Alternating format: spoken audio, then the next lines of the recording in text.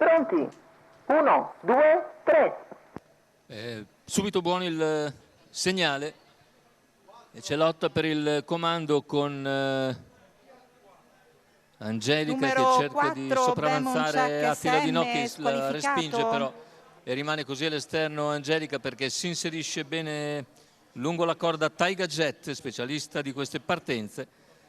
E così dopo 200 metri in 15,5 in vantaggio c'è Attila Di No nei confronti di Taiga Jet. All'esterno si è adeguata Angelica che ora retrocede. In terza posizione c'è Boato Di No, poi Briscola, Matley e via via tutti gli altri, con fuori corsa Bemonchak SM.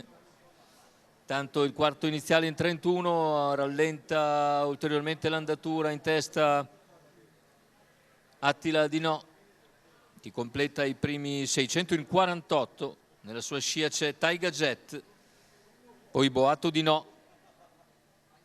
Situazione che non cambia nemmeno dopo 800 metri di gara.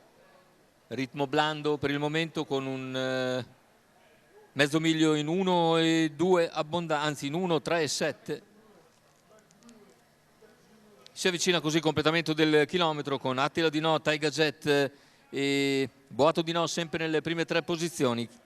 Il chilometro in 1,19,6 addirittura. All'esterno è sempre Angelica che ora si ripropone con in schiena Vita Brid, mentre in coda è sempre l'unica penalizzata, Blue Light.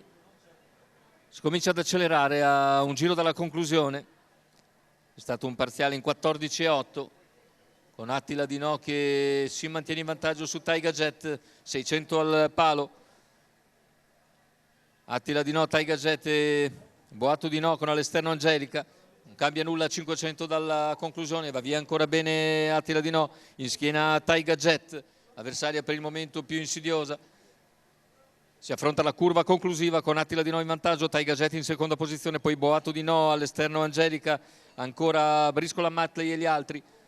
Ultimi 200 metri di gara, entra in vantaggio addirittura d'arrivo Attila Di No, Taiga Jet in seconda posizione, prova a filarla nel finale, ma Attila Di No ha buone energie per sfuggire fin sul palo a Taiga Jet, che è buona seconda, mentre al terzo chiude all'interno Boato Di No, precedendo Briscola, Matley.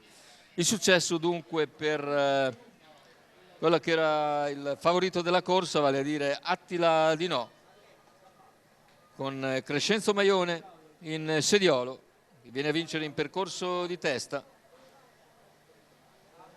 Insomma, al training e Francesco Iacolare per quanto riguarda la proprietà. Andiamo a rivedere il bel primo piano di Attila Di No nei confronti di Taiga Jet e Boato Di No, numericamente 2-7-5.